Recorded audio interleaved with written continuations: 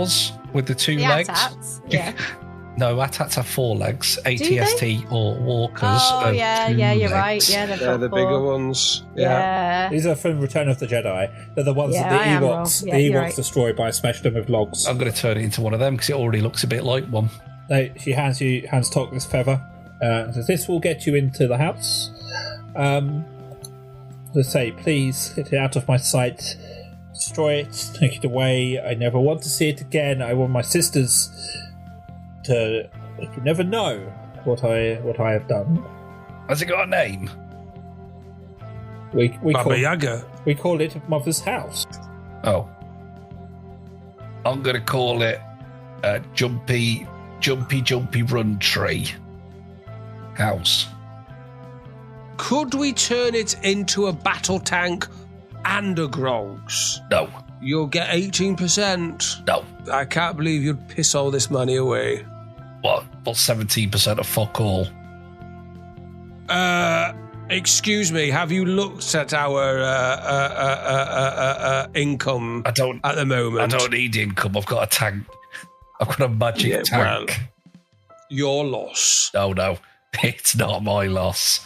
Everybody into my chicken leg tank. We're on our way. You head towards a giant hut on legs. It would normally look like a normal wooden shack if it wasn't perched 20 foot in the air. It kind of tilts side to side, sort of lifting a foot up, kind of scratching the other foot. But it's kind of calm. But as you all walk closer, it does seem to acknowledge you, and it kind of crouches down onto its knees, sort of bringing its door level to the ground. It's inviting you in. The door creaks open, and you're fairly surprised by what you see, to be honest, based on the outside, because inside it seems to be just a normal, quaint and fairly comfy hut. There are chickens in the corner for some reason. Yay! But it looks fairly normal, to be honest. Hello, hut. How are you? Silence. So you're not going to let me talk to the wood anymore, are you? No. Ooh, the chickens. I'm going to cast Speak with Animals. Just as an FYI, as soon as Pebbles saw the chickens, she's launched herself off the horns and just started chasing the chickens around the hut, and I'm trying to grab her. So, as Pebbles goes after the chickens... No, Pebbles, no! Loses 2 HP and dies.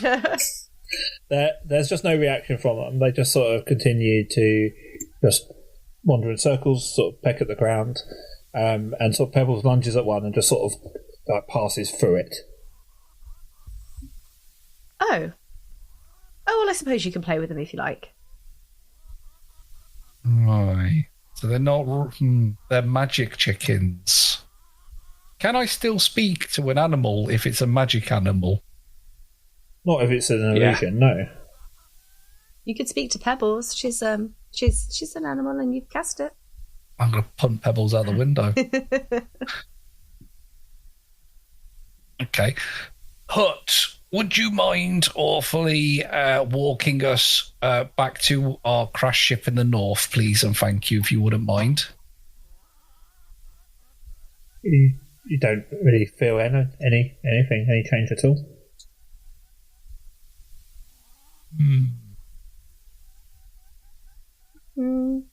Anyone got detect magic? Yeah, somebody has. I'm going to say it. Yeah, Tok's got it, hasn't she? You do indeed, but clearly it's magical because clearly this is magical anyway because it's a walking chicken house. It is. But it might tell us where the magic is located in terms of has it got an engine? That is not how detect magic works. It tells me. Right. Bloody dynamo! You come up with a better idea. I actually have an idea, and I hold the feather up, and I say, "House, please take us back to the crash site," and then I just tickle the house with the feather. Nothing happened. Damn it! Well, it was worth a try. Give me the feather. Let me have a go. Fine, here you go. Hello, house. Would you mind taking us to the north, please, and thank you? Nothing happens. Why don't we just there might be a steering wheel somewhere. Let's just go have a look around. I was just about to say. There might be some pedals and a steering wheel. Most things that have legs have sentience. Well, we don't know. Famously like chairs and tables. They're chicken legs. There might be a driver's manual somewhere. I do cast Detect Magic then. I was like, oh, well, of course, let's do it. Maybe there's something else in here that's magical other than the house. I'm going to have a look around while she's doing that, Dave. So I cast. Right, so you've done Detect Magic. Mm-hmm. You sense an awful lot of divination magic. Remind me, does it give you a vague idea of where it's coming from? It says you see a faint aura around any visible creature or object in the area that bears magic, but I'm guessing because the house is magic, it's just going to overthrow everything. That's why I didn't do it. But you tell me. Yeah. There's a strong glow around the chicken coop. All of the food that's on the table. Didn't describe that actually. There's a load of cakes and biscuits on the table. There's an armchair with a cat on it, and it's a bookcase. There's an awful lot of magic around sort of all of those things. It's all divination. Well, a lot of things in here are magical. The chicken coop, the cat, don't eat the food, Ronson, I see you looking, and the books. Is that helpful at all, Borkai? I don't know. You're the one that asked me to cast it. I thought something might happen. Well, the chickens are magical. I don't know if that's anything to do with anything. Well, I'll tell you what, I'll try and have a chat with the chickens then, shall I? Well, I think maybe that's an idea. Hello, chickens. As previously mentioned, there is nothing to respond because they are illusion. Yeah, but it could be an illusion created as a focal point of communication for an entity of some sort. Dave. It's not though. So, considering you've cast Talk with Animals, Pebbles, this is I didn't cast Talk with Animals. I thought you had. I thought you said that earlier. Yeah. No. Okay. Oh. Well, yeah, they're not responding. They're just pecking at the ground in a What loop. was Pebbles about to say? Well, if you've not cast Talk with Animals, you won't know. Oh, for God's sake. Right, I've casted Talk with Animals. You're going to hate me because they're not real. They're not real. They're like nothing of them. Just pass through them. Pebbles. Yeah. Remind me again of how many HP you have. 700. Pebbles. I don't think that's true, Pebbles. I think that's a naughty fib, isn't it? In my head, I'm as strong as a lion. Right, Scrappy 2. You've got 2 HP. I don't know if that's news to you or not, but you in fact have 2 HP. How many HP do you think you would lose if I punted you in your cat face? Oh, I can't tell what you're saying. You can't talk. I'm just meowing. Can I? Oh. I would assume it was going to be free. But free is enough. So unless you have something fucking useful to say, you shut your little face. I'll get back on Tok's head. Yes, sir. That's right. When you speak with animals, does he actually speak in cat language, or does he speak? Yeah. Yeah. Oh, I'm meowing away. Okay. Are there any other animals in here that might help me? There's another cat over there. Is there, Pebbles, or are you fibbing? It looks to be. It's on the chair. Cat on the chair, are you bloody real? Nothing happens. I'm going to go and pet the cat on the chair. It as you walk towards it, it hisses at you. Whoa! Calm your boots, little cat. My name's Porky. I'm a friend to all the animals, especially cats. Would you like to meet my otter? How are you? So, are you going to pet it? I've backed away. It's what you do. You got to back away from a hissing cat and then bring yourself down to the cat's eye level. Okay, give me an animal handling check, please. I'm quite small, so I probably already was at eye level with a cat. 9 with a +7. Yeah, it kind of lowers down there a little bit, stops hissing. I mean, it's weird that you can't understand it, but it's not acting as hostile. Do you have a name, little cat? It just tilts its head and looks at you. Tilty. That's a good name. So we've been sent to look after this house. I assume you live in it, is correct? It just kind of rolls on its back, sort of showing you its tummy. Would you like me to pet your tum-tum? Just tilts its head at you. If you turn into an old lady whilst I'm rubbing your tummy, I'm going to be very disappointed.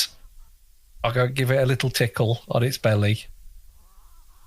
So, before you know what's happening, suddenly, and to Tok and Ronson watching, it's like the cat almost like flips Porkeye over, and suddenly you're sat in the chair with the cat sat on your lap. Oh, that's nice. Aww. I'll give it a little tickle behind the ear. It purrs contentedly. Now we're friends, Tilty. Would you like to talk to me? Would you like to talk to Uncle Porky? It just gives a low meow. You just can't. It's just like the generic. If you had to equate it to like human language, it's just someone sort of. Well, it's just like saying random like ums, ahs. There's sound, but there's no meaning to it. That's kind of what you're hearing. I start speaking cat, but in French.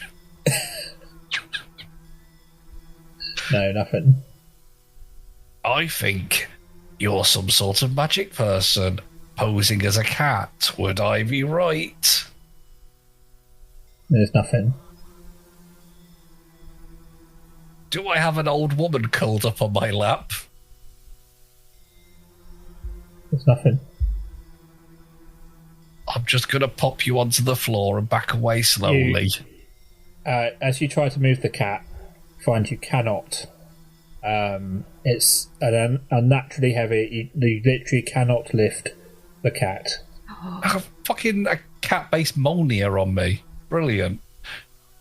And it just rolls on its back again and shows you its tummy. I'll give its tummy a tickle then. You kind of feel the weight. Like, just lower a little.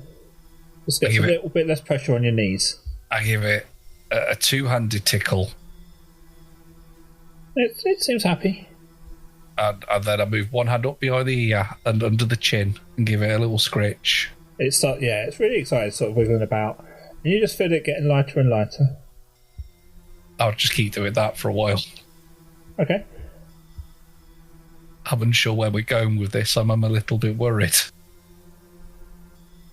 I crouch down next to Porkeye so he can play with the cat, and I've got Pebbles in my arms. And I put Pebbles near the cat, not in front in the cat's face, because we don't do that to cats, but near. Can you do an Indiana Jones thing where you swap the cats out? Listen. Not what I was going to do. Is there any reaction for the cat when Pebbles is close? Not really. It's kind of, as long as it's being tickled, it's kind of happy. Pebbles? Can I get the feather? Can you speak to this cat? Can I take the feather off Porkeye? Porkeye, would you mind handing me that feather for a second? Here you go. And I start tickling the cat with the feather. It's really happy. And Porkeye, you kind of notice, it just feels like there's nothing on your lap anymore. I gently sliver out from underneath the cat. Yeah, it just lets you move. And then I start playing with the feather so it pounces on it, like chasing the feather, kind of gaily. Yeah, it doesn't move from the chair. It will chase it around the chair, but it will not move from that chair. Okay. I try and move the chair with the cat on it. Yeah, that kind of works. You can shift that about. Okay. Start to get the rules then. Oh no. How do we make that house move? It's difficult enough to move a cat. I don't know how we're going to move a chicken house. I know. I mean, I'm supposed to be searching. I was going to say, did you roll me a investigation check? 18. Under the book on the right hand side, if you go to information, in a second, you will now see an option for Baba Yaga's bookcase. Oh. So does one of you want to open up that from the information tab and tell the lovely listeners what you can see? Okay. I don't know what I'm looking So at. we have a bookcase, and on the top shelf we've got some bottles that look like they've got some bugs in them, some leaves in them, and we've got a teacup, and then a packet that says tea leaves on there. Moss. There looks like there's a key on the top right-hand side of this bookcase. Then we have a couple of books, a candle, some eyeballs in a jar, some books. One says something with children on the front of it. Not sure what that says. You should be able to zoom in. It does indeed say cooking with children. Cooking with children. Oh God, it does. And then we've got a book that says blood rituals for total beginners. Then we have the next row down has a journal. Let me try and zoom in here. Excuse me, zoom in. Thank you. A diary of forests, love potions, witch trials. The next one says ponds, cloud formations, fun with fungi. Is that bread? And then we've got herbs. And then right at the bottom, I can't zoom into the bottom exactly, but on the bottom there looks like there's a satchel and some more books. And that is the end of the bookcase. This was specially commissioned art, by the way. It's beautiful. Very good. Somebody at work did this for me. It's very lovely. It's really good. I'll take that key then, please. Okay, so you reach up, you take the key. Trust that. I'll pocket that. Okay. Let's open up this satchel at the bottom then. Not a lot in there. It kind of looks like the sort of thing that maybe whoever lived here, well, you know who used to live here, it's Baba Yaga. She probably used this to carry books around and stuff, and sort of emptied it out when she got home. So there's nothing in the satchel. Can I have a little skim through this diary and this journal? Yeah. So both the diary and the journal, like the journal is a lot older, and it's absolutely like every page is written on. There's lots of like weird script, and it just seems to be quite a mundane journal. How much time do you want to spend looking through the journal? Well, is it an audio book of it that I could put on double speed? I'm afraid not. Do I have a spell that like text to speech? So if you go into spells, Yeah. Okay. have a look through. You've got spells, a lot of them yeah. now. See if you've got anything that does any text to speech. Mould, catapult, comprehend languages, grease, hideous laughter. I don't seem to do, Dave. Oh, then you don't. We haven't done that one for a while. Oh, yeah. Well, Dave, I wanna have a good skim through. I'll spend 3 minutes skimming through. Okay, so you do so. Again, lots of text that's a bit hard, but you are able to recognise some of it because you're good at language. Some notable stuff you see. There are 3 sections of the diary, kind of spread out a bit, that talk about the birth of her children. Each of them talks a bit about Moongrave, Brightstraw, and Nightshade. It's not kind of the way you'd expect a mother to talk about new children. You know, it's very factual. In some cases, quite resentful of them. And sort of as it gets further, it's kind of, you see they're mentioned less and less. It sounds like she sort of grew distant from them, wasn't quite happy with how they were turning out.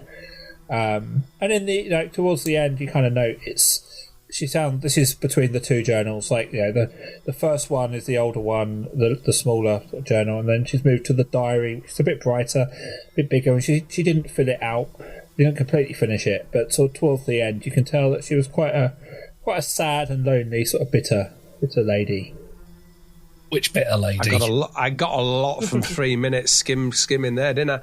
Does it explain why she started off writing her memories in a diary and then changed to journal? It doesn't, other than the fact that the first one was full. She just likes mixing it up a little bit. You couldn't find a matching one, maybe. What's Children of the Sea? Children of the Sea. That's a book that talks about the ocean people, who you're a bit familiar with. I mean, Tot's got one of them in her pocket. It talks a bit about the history of the sea folk and the unsteady alliance with the land and things like that. What's this book with the purple book with the massive eye on it? So you pull that, and it doesn't come completely off the shelf. It kind of just clicks and sort of seems to leave it in place. It clicks, so it's a magic door. It opens up a revolving door. Well, you hear it click. Nothing. You haven't seen any. You haven't seen anything else happen, but you hear a click. I'll give it. Can I yank it a bit harder? If in doubt, yank it harder. It just stays in place and almost like pivots on where it's attached to the bookcase. How far does it come out when I pull it out? So are you talking about the one on the bottom shelf, the big one with the eye on it? No, I'm talking about. Yeah, no, I was talking about that. Yes, go on. Yeah. Yeah. No, it kind of comes out maybe like half its depth, so half the depth of the shelf. Just kind of, but it's attached. You can't really see how, but yeah. I'm gonna yank. I'm gonna give fungi a yank. That just comes off. That's just a book. It's actually right. It's a book. I'm taking all the books off that shelf. Okay, so listeners, I will share the picture on Bluesky and on I want to say Confluence then, not Confluence. Patreon, that's the one. So you can see. So the book called Ponds That Moves. The other purple book with like the gold, like almost like a person drawn on it. Yes. That kind of pivots again on a hinge. Doesn't come off the shelf. The pink book that comes out, the blue one does. The one entitled Bread does. As does Fun with Fungi, Clouds. All of the other books on that shelf are free moving. Right, Dave. What I'm going to do is I'm taking every bloody book off that shelf, off that bookcase. That will come off. Okay. So I don't think I've got any way to annotate. So we're going to go from the top of the bookcase down. So on the top shelf, that green one with the yellow pattern. Yes. That doesn't come off. That just sort of hinges. Right. On the second shelf, the sort of white tea beigey one with the orange pattern. That one is also stuck in place. Yeah. Next shelf down, the one it's kind of in the middle. It's like a little red one with the orange patterns on. That stays. Yeah. I guess that. And then you've got the two we already talked about on the bottom shelf. On the very bottom shelf, they all come off. So basically what we're talking about is the books where you can tell somebody's put a little bit more effort into making them look more attractive. All of those stay on. So we've got the green one, we've got the beige one, we've got that one in the middle there, we've got those two there. So we've got 5 altogether. So when the books come off, so for example on the second shelf, when the Children of the Sea book and the green book comes off, does the beige one with the eye, with the orange eye, does it stay in that position, does it? Yeah, so again for listeners, this book is slanted, like 45-degree angle. Yes, it stays in that position. Can I twist it so it stands up properly? No, it just seems to sort of be attached at that angle. It's just there. Like I can't lay it flat. No, it's just wedged in there, but you can tilt it towards you. But... I can tilt it towards me. Do you mean I can pull it? Yeah, so you kind of imagine like it's like attached by one corner. So you pull it and it kind of like hinges towards you, but you can't remove it completely from the bookcase or change its orientation left to right. You can pull it backwards and forwards, but not left and right on the bookcase. Well, first idea is we might as well try this. First idea is this. Is if I get 2 books, or whatever, Vic gets 2 books, Porky gets 1 book, let's pull them all at the same time. Okay. and see if that does anything. I will try that with him. Mm-hmm. Hawkeye's going to have to go for the bottom shelf, obviously, because he won't reach the top It's true. top ones. I'm a little lad. So Hawkeye gets the purple book, and then whatever. I'll take top two or whatever. Vic takes the next two, and we all tug off together. As you do that, there's a big roar from the fireplace, sort of in this sort of clay oven type thing, as the fire inside just intensifies and gets a lot bigger. Yo, it's your boy Shitehawk, and I expertly play the character of Porkeye. I'm slid expertly into the halfway point of this here podcast to tell you about our Patreon. That's right, a podcast with a Patreon. Who would have thought it? But if you go to patreon.com/dungeons and D-heads, that's the word and D-heads, not dickheads, D-heads, you can see the wealth of stuff we are offering to you. Not loads of crap that you're never going to get through, just story specific and fun stuff in nice little snippets. So come just give us some money. A little bit of money. Just a little bit. Please. Please, we'll give you free stuff like Dave's Diary, early podcasts, shout outs, fun little deleted scenes, exclusive character chats, and discounts on merch. Can't forget that. Go to patreon.com/dungeons and D-heads, or just click the little link that's in this podcast description. Okay, thank you, bye. Maybe we need to rev it up. Maybe we need to do it again.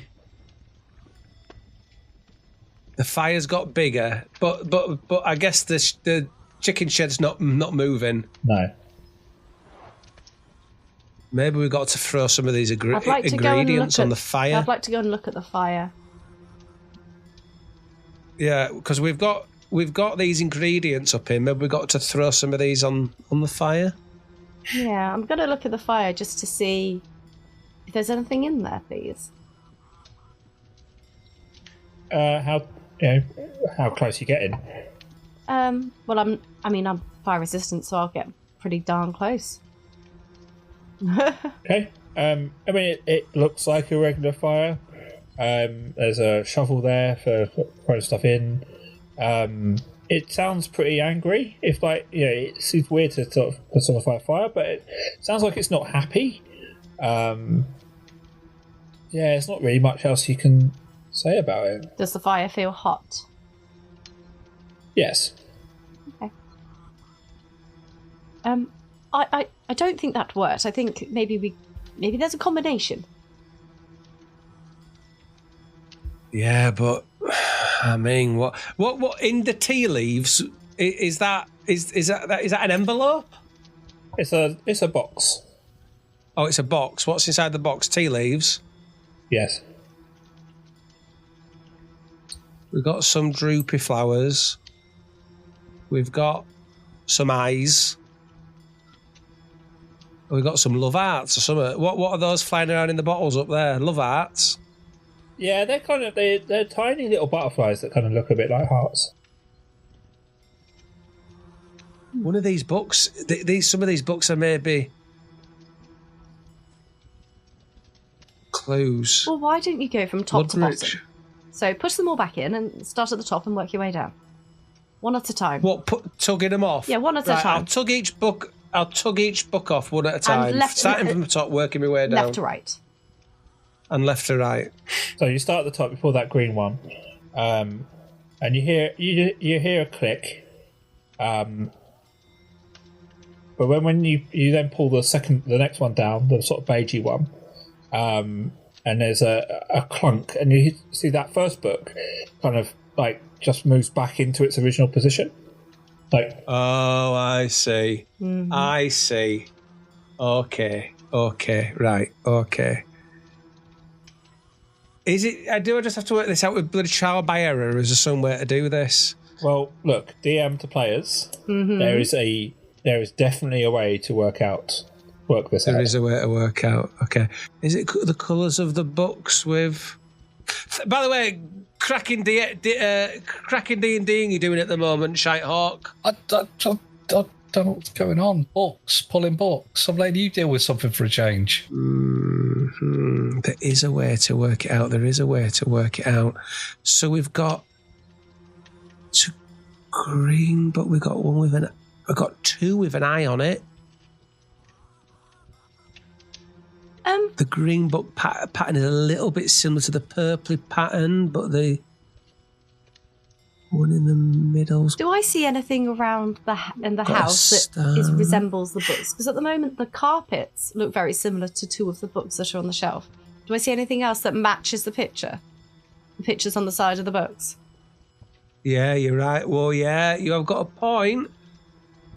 So, yeah, the rug has a similar to that book on the third shelf. Yes, and then the top right. The other rug looks like, the top right, doesn't it? Yeah. What about...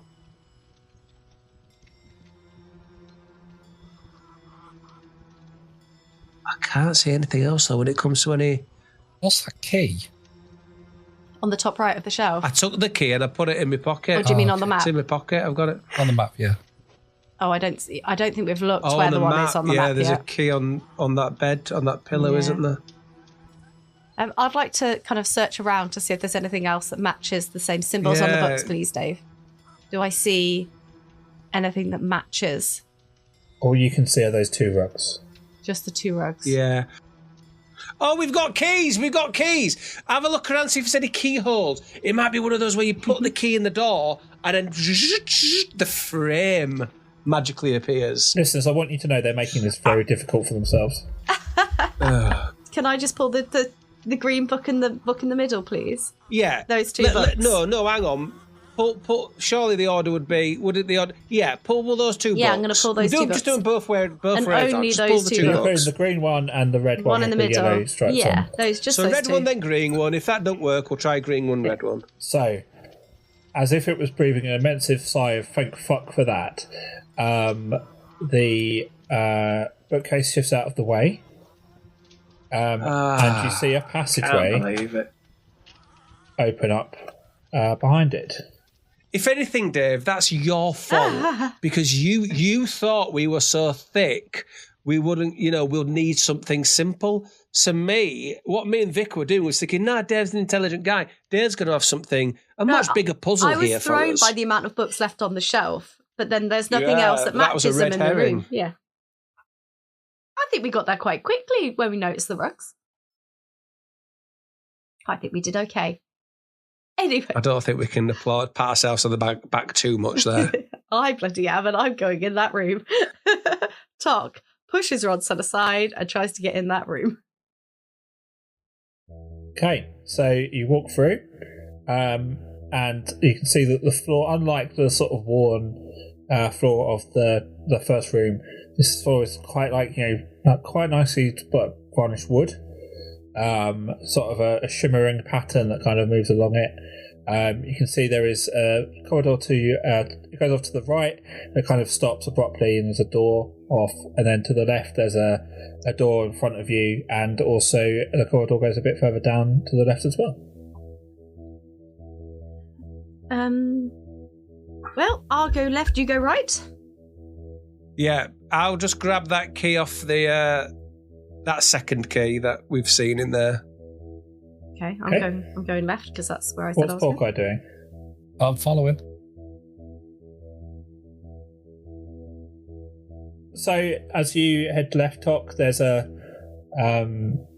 second door sort of on that side of the wall. Oh, I clicked it open. Yeah, it's fine. If you want to open it, it swings open. Oh. And as you walk in, a variety of stenches immediately hit you. You can't really identify it. There is a large cauldron in this room on a raised plinth. Even from where you are in the doorway, you can kind of see bits bubbling away inside it, sort of steam pouring from the top. And a big wooden handle sticks out the top. I'm going to go over and smell it. It's really difficult to pull out one smell. There's all sorts in there, various animals, plants. You do notice a note kind of just not attached, but kind of hanging on the side of the cauldron. I would like to read the note in my head. Okay. I'm going to... In fact, then, Vic, if you now check the journal, you should now see something. Okay, this mysterious note. In my head, I read. The potion base is ready to brew. What we make now is up to you. For a longer life, we need wyvern's wing, a rose's thorn, and the fairies must sing. Or if it's speed you seek, give some slime and a rooster's beak. But cast your net even wider and add a single leg of spider. Or if your foes you want to trample, start the mycelium sample. Add the essence of an enchanted doll, heart of wolf, and you're good to go. Choose wisely now. Bloody hell, that was long-winded. I'm still going. Choose wisely now. You have a good think, as this potion will provide only one drink. Is this how we drive the chicken shed? No, or is this... I think this is just a potion that we could have, but only gives us one. So speed or foes we want to trample. The essence of enchanted. Right. I mean, we do want to trample. I show the note to whoever, to Hawkeye, because he's near me. Hawkeye, hello. And Ronson. Oh, hello. There's this. We can make a potion. Now we've got to think. No, carefully, Ronson. Don't be rash. I know you like to be rash, but we can only make one. We have to be careful. I'd like something that would make me go all night. That is not what we're using this potion for. They have medication for that. Go to a pharmacist. Yes, I've got a little packet of those blue pills on me already. Now, speed, strength, or life, basically, if we're going to boil it down. Yes. For longer life. I mean, I always wanted to live forever. Think of the stories they'll tell about me. Well, I don't think we need to do it. Maybe we need to carry on investigating first. Well, we don't need to decide right now, do we? Fine. I mean, sport. We can come back to it, I suppose. No one touch it. No one touch it. I'm watching you, Ronson. What happened to Mr. Blobby? This is more important, though. Someone's melted Mr. Blobby. And it's very upsetting. For the listeners, the potion is a big, pink, squelchy blob of potion in the middle with yellow dots all over it. Hence the Mr. Blobby reference. Right, can I go investigate down here now, Dave? Yeah. Well, it's a room with some cages and some bones. And that seems about it. Yeah, so passageway opens up into a larger room. There are 4 cages, different sizes. They're all open, and lots of bones and all sorts. Right. Well, carry on going then. Okay, there's a door, sort of you just can open it. It's fine. Yeah, I'm just going to open it. As you start to move, you notice a green slime on the floor. It's just slightly sticky, but nothing else really happens. It's getting green. And there's lots of slime on the floor. And there's a red... Oh, we're not doing the Teenage Mutant Ninja Turtles again, are we? There's a rat here in ooze. That's a skull. Oh, is it a skull? I thought it was a rat. Oh. Stop there, Ronson. Stop there. Okay, I'll stop. I'll stop. As Ronson leaves the corridor and into the square room again, suddenly you notice that you have walked into something. You suddenly feel yourself being engulfed by something. What does Vic know that we don't? As a big cube makes itself visible. I know what that is. I know what this is. I've seen the film. I'm going to give the others a... Right, bear in mind you don't know what Ronson has walked into, but I don't want to start combat and you be like, all the way away. So at the time Ronson has been doing that, what would you guys have been doing? Well, we've all been to the cauldron. I've read the note out, and then Ronson's walked off. So I had seen this door to my left, which is what I would have been going towards. So this one here. Okay. So I would have walked through this door. Okay. That there's also slime on the corridor. Okay. She walks slowly through that slime. Okay. Not enjoying it, and kneels down and touches the slime because, walking on slime isn't good. Does she recognise it? Rubs it on her gums. Does she recognise it at all? As Tok? Roll me a nature check. Sure. Okay. Yeah. Oh, 15. Yeah, so you would recognise this slime as being associated with a gelatinous cube. You've probably fought against them in the past. You've heard lots of stories about if anything. You're getting suspicious that there's going to be something else here. Hawkeye? Hello. Yes. I think we may be in a spot of bother here. There seems to be, or has been, a gelatinous cube? And I just kind of whisper and poke my head around the corner of the door back into that room, looking a little bit scared, kind of comedic style. I remember them from the film. Can you come over here, please? I'm gonna creep to this corner edge and see if I can see anything around this corner. Oh no.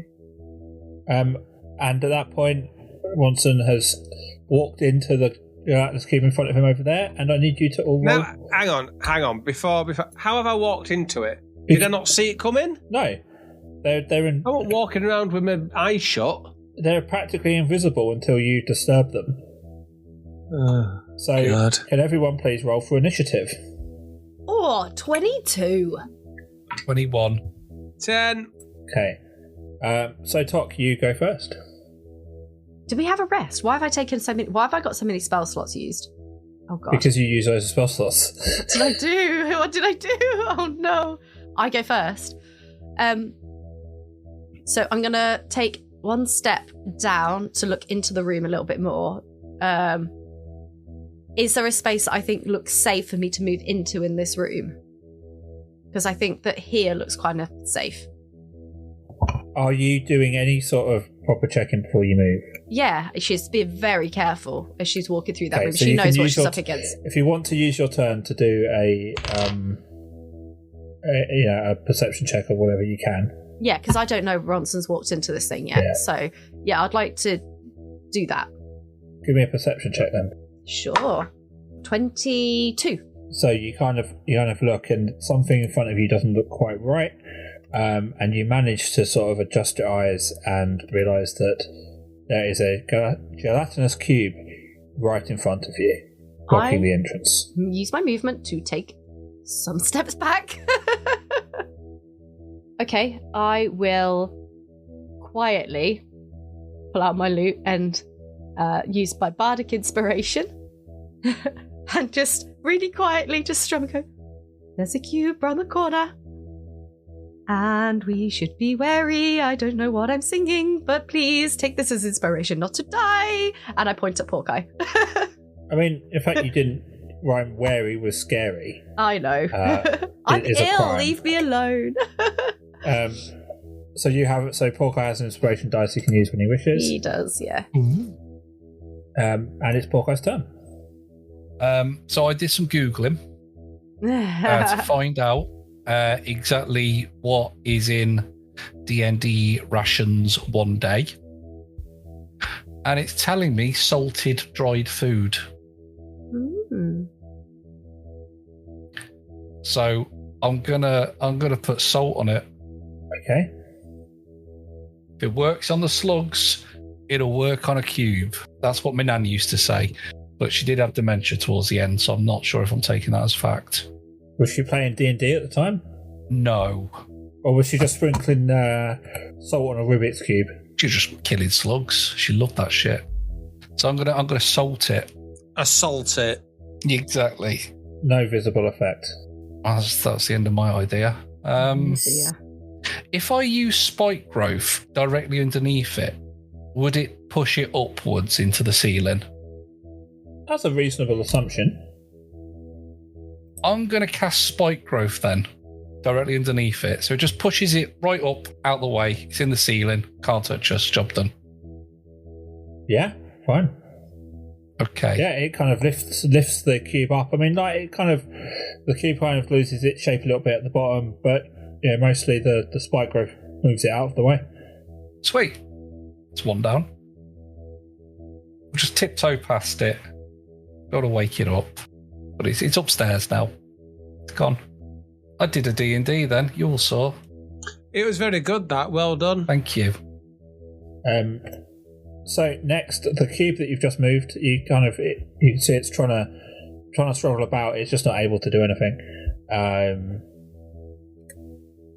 However, the cube that Ronson is in is now very much awake. And at the start of its turn, Ronson, you take 18 points of damage. Great.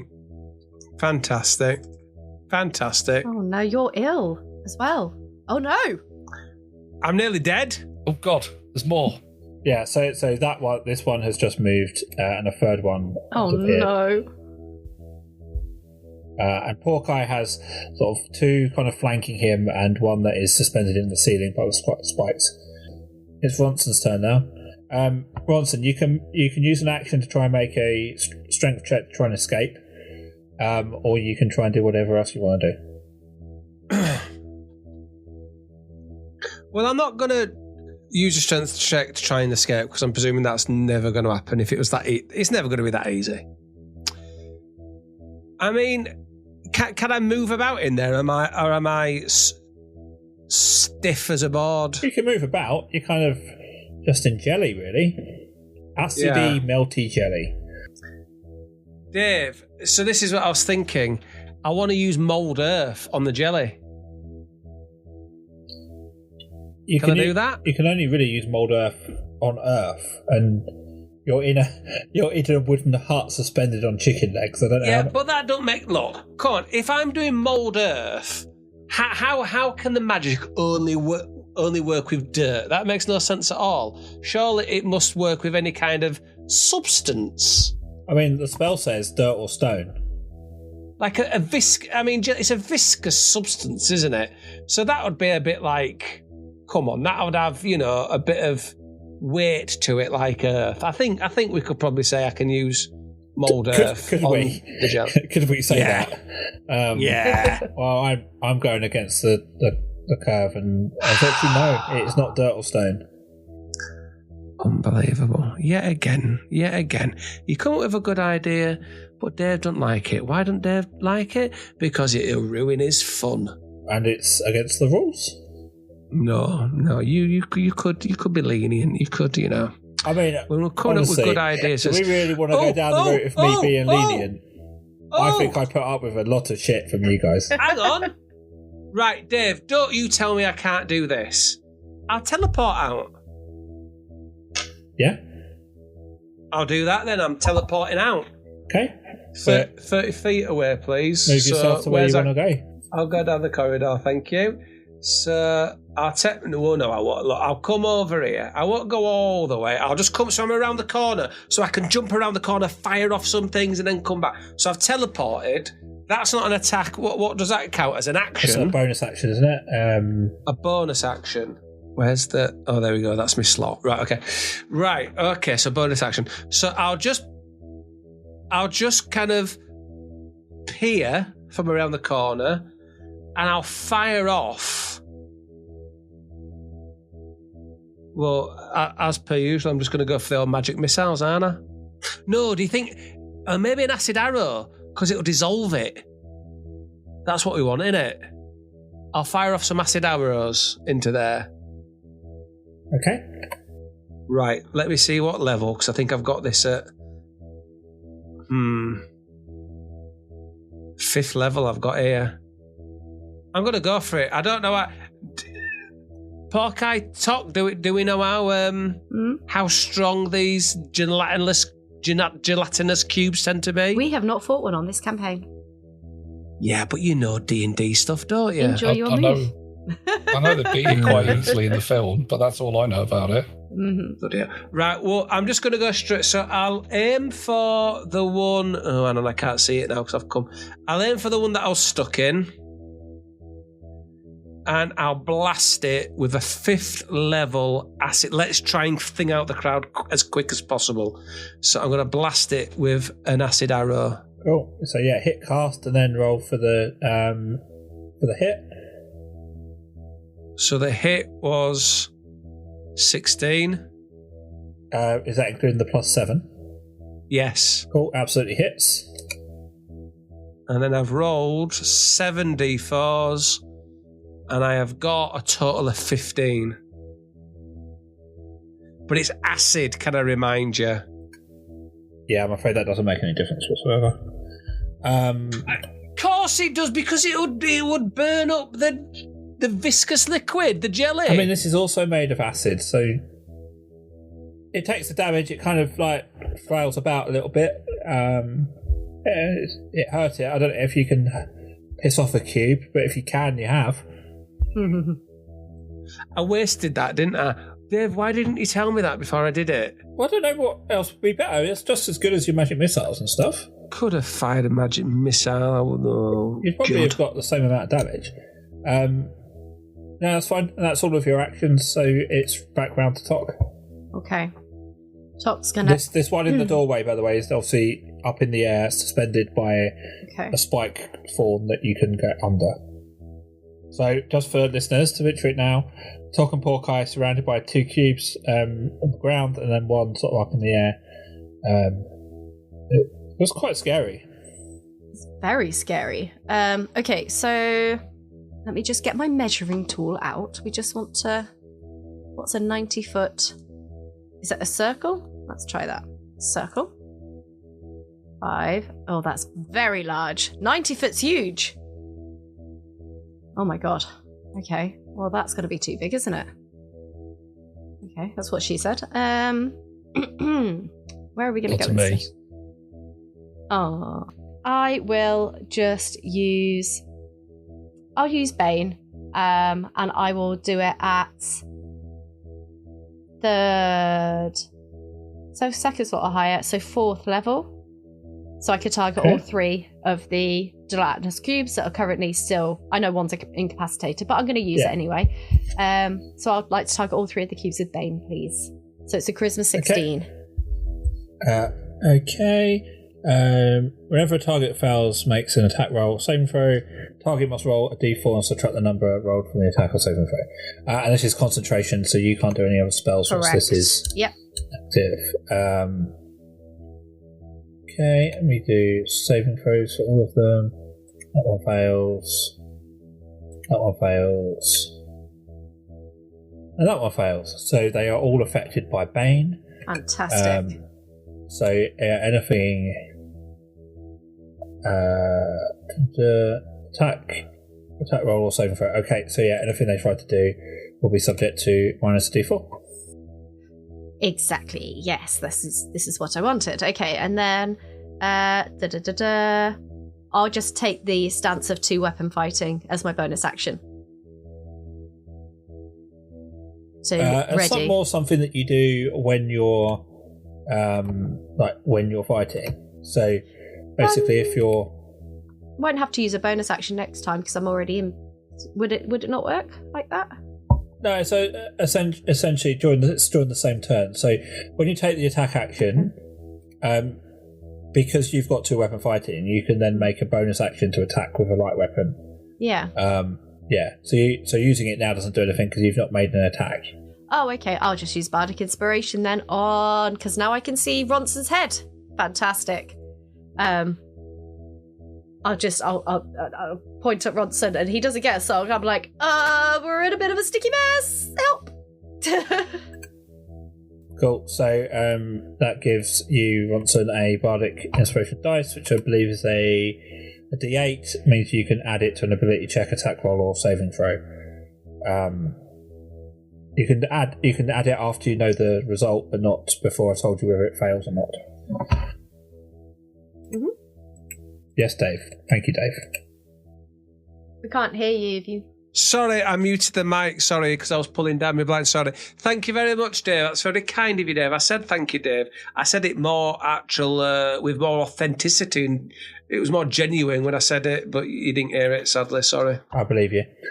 Porky, over to you. Hello. I have a plan, but I think it's a really bad one. But I'm going to do it anyway. What would I need to roll to stick my hand in the cube and be able to pull it straight back out again? Once you put it in, it would be a strength check. Just the tip of my finger, the slightest indentation. It'd still be a strength check. I might adjust the difficulty, but it would still be a strength check. Well, I'll tell you my plan, Dave, and you can tell me if it's feasible to perform, and then we can chat about everything else. What I would like to do is stick my magic hand into a cube, activate cordon of arrows inside the cube, and pull my hand back out again. So the cube is in fact full of explosives. What are your thoughts on this? So the first two bits you could definitely do. You would have to roll to see about the pulling it out piece. Okay. So I can fill this cube full of explosives. Yeah. Good. Okay. I'd like to do that, please, for my first action. What would you like me to roll? Well, so presumably, yeah. Okay. So you're using your spell to put them in there, so that's fine. And you're putting, what level are you doing it at? At 3rd level, please. Cool. So then that's going to be six arrows. Yep. And then you'll need to use a bonus action. So as you just put just the tip of your finger in, you start to feel the cube starting to suck you in. I'm assuming that's how my magic works. Like it comes from my wibbly fingers like that. I do that with my fingers like that. You also have to like place the ammunition. So you're kind of putting your hand in and throwing it down. So how about this? Rather than me putting my hand in it, I poke the arrows in there and then it just slurps them up. Would it automatically slurp up? Okay, yeah, I'll do that then. Fair. Save myself that. And you're doing that at the one that's to the north of you? The one that's closest to me, yeah. The one that I can get away with too. How far can I move and do another action? So that was a spell. So you've already done your action. I mean, you can move your movement speed, which is 25 feet. See, I'd like to put a flame arrow in it from a distance. Now I've put explosives in it. You won't be able to do that this turn because you have used your action. Okay, I'll back away from it then, just to give a decent radius. It is going to get an attack of opportunity. Okay, but that's kind of okay. So I'm going to roll that. Vic, can you roll me a D4, please? Yep. Is this for the Bane? Yeah. That is a 2. Okay, so we've got a 21 to hit. So I think that hits. So as you back away, it does lash out with a slurpy appendage, and you take 9 damage. I can live with that. A follow-up question. What happens if a cube becomes entangled with a different cube? Does it become a super cube, or does one cube eat the other cube? Rules as written, one cube would eat another cube. Okay, thank you. Thank you for your time. I'd like to back away, but I'd like to back away back in towards the alley, the doorway, through the risen cube. I think you know which direction I'm going with this. Yeah, I do. Although, remember, Cordon of Arrows basically activates on the first turn that a creature is in the space, so you won't even need to do anything to activate Yeah, that. and I'm very close. Thank you, poor guy. Well, you get to go. You get to move. You're fine. No, I don't. And also, not before that goes. It's all going to blow up inside it. I'm picturing it like a cartoon, like when Bugs Bunny eats TNT and his stomach just goes. I'm picturing it like that. Or the end of Ghostbusters 2, maybe. I don't think it will cause an actual explosion. But I've got 3 different plans going on, so it'll all be fine. It'll probably all be fine. So the one that's suspended, you see it try to wriggle. It's still stuck. It's getting entangled in thorns and all sorts. The one that had eaten Ronson, it moves towards Tok. And Tok, I need you to make me a dexterity saving throw, please. Sure thing. 21. Okay, so it kind of absorbs you, but you're able to push your way out. I'm imagining sort of, as it comes towards you, you dive at it, sort of splashing out the other side. Which direction do you want? Where do you want to land? I would like to. This wouldn't provoke an opportunity attack from the other one, would it? No. So I'd kind of like to be over here. Yeah. Okay, sort of to the other side of it. Yeah, to the left of it. Yeah, to the left. There's now 3 cubes kind of in a triangle, unsuspended, and Tok's one side, Ronson's the other side, Porkey's the other side of the triangle, and Ronson's hiding around the corner. Okay, so it's now the turn of the middle and last cube. Because it's starting its turn in the same space as all that ammunition, I'm going to do 1 dex save for it. These things have all for dexterity. Yes, please. It's just a 1, but still a 1. Okay, so it failed its dex save. So, Porkeye, I need 66s from you, please. Okie dokie. 18. Okay, so the way this is described is they're not explosive, but it kind of the arrows sort of leap up and sort of strike on the inside. So it's a bit of a weird interaction because they're all already inside it, but they kind of float around, sort of strike at it, and there's just lots of bits of goo slopping around as they just burst into each other. The arrows kind of disintegrate as they hit each other, and it makes a weird noise. You don't quite know how it's making a noise, but it's a bit pained. And it's Ronson's turn.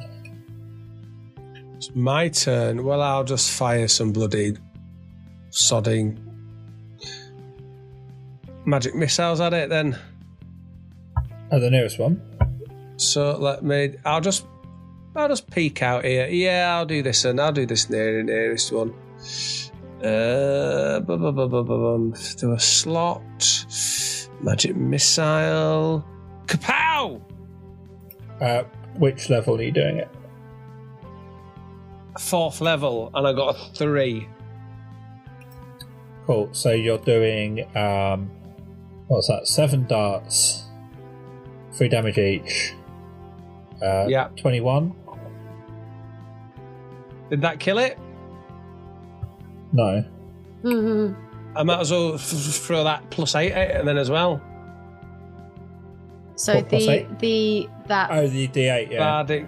That's only for attack rolls, not damage rolls. Oh, bloody hell. Right, okay. Unbelievable. Okay, so that brings us to the end of that round, and also the end of our session for tonight. Such a good move. We leave our heroes in a room full of slime with 3 gelatinous... Why did I pick an enemy name I can't say? 3 cubes of jelly surrounding them. Let's see what happens next time on Dungeons and Dickheads. Thanks, everyone. Thanks. Cliffhanger. Bloody gelatinous fucking cubes.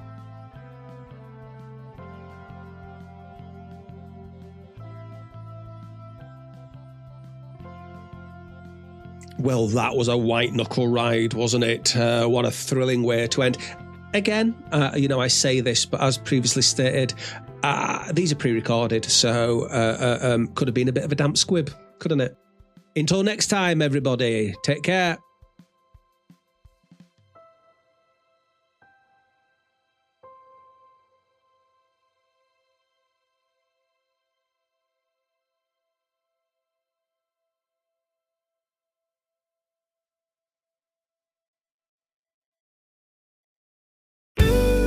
This podcast is part of Podomedy, the UK's podcast comedy network. Why not laugh at what else we've got? Visit podomedy.com.